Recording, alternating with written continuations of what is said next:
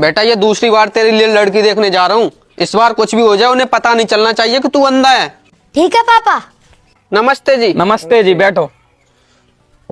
बेटे ससुर जी के पैर छुओ। पान लागू ससुर जी। ये क्या कर रहा है? अरे इसकी भी ना मजाक करने की आदत है।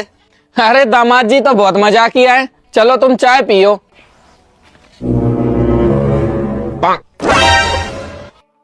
अरे बेटा बिस्कुट बाद में खा लेना, पहले चाय पी।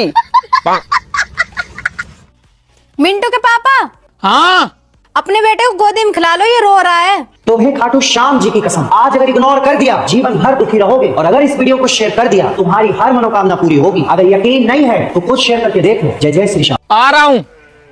अरे ससुर जी आप रहने दो, मिंटू को तो मैं खिला लूंगा।